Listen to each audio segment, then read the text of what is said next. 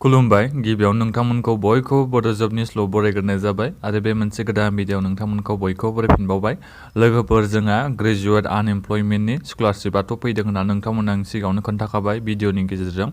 दा जोंहा लोगोफोर बे ग्रेजुवेट आनएमप्लयमेन्टनि बे स्कलारशिप फैनाया जोंहा लास्ट डेटखौ बारायनाय जाबाय दा बेखौनो आं नोंथांमोननो खोन्थागोन बेनिखायनो नोंथांमोना भिडिअखौ जोबजासिम नायबानो जाबाय आरो नोंथांमोना दासिमबो चेनेलखौ साबस्क्राइब खालामाखैबा गिबियावनो चेनेलखौ साबस्क्राइब खालामग्रोदो जाहाथे नोंथांमोना बेबायदिनो सानफ्रामबो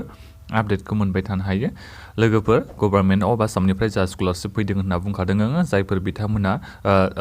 माने शिड्युल कास्ट माने जायफोर बिथांमोना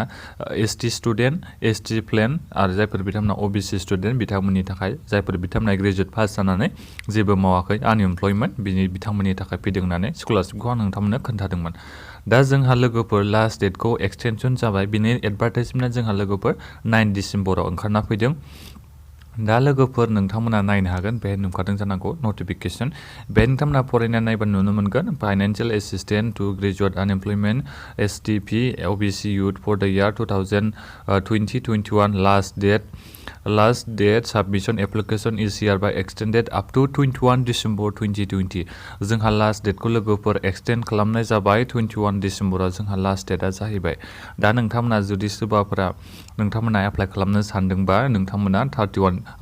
21 डिसेम्बरसिम नोंथांमोना बे एप्लिकेशनखौ साबमिट खालामनो हागोन आं एप्लिकेशननि लिंकखौ भिडिअनि डिसक्रिपसनाव होनानै दोनदों आरो बे एडभार्टाइजमेन्टनि लिंकखौबो भिडिअनि डिसक्रिपसनाव होनानै दोनदों नोंथांमोना डाउनलड खालामनानै नोंथांमोना एप्लाइ खालामनो सानदोंबा एप्लाइ खालामबानो जाबाय आरो नायजोबबानो जाबाय एडभार्टाइजमेन्टखौ नोंथांमोना सिगांनि भिडिअखौ बे माबोरै नोंथांमोना फर्मखौ फिलआप खालामो जुदि नोंथांमोना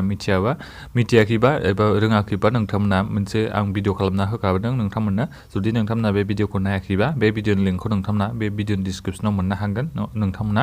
गिबियाव बे भिडिअखौ नायनानै एप्लिकेसन फर्मखौ फिलआप खालामबानो जाबाय दाथ' आं होनबाय लोगोफोर लास्ट डेटआ जोंहा एक्सटेन्ड जाबाय 21 डिसेम्बरा जोंहा लास्ट डेट नोंथांमोना गोख्रै एप्लाइ खालामबानो जाबाय 21 डिसेम्बरनि सिगां अफलाइनै गोजोन्थों लोगोफोर बेनोमोन भिडिअखौ लाइक खालामदो आरो नोंथांमोना अननानै लोगोफोरनो शेयार खालाम चेनेलखौ साबस्क्राइब खालाम गोजोन्थों लोगोफोर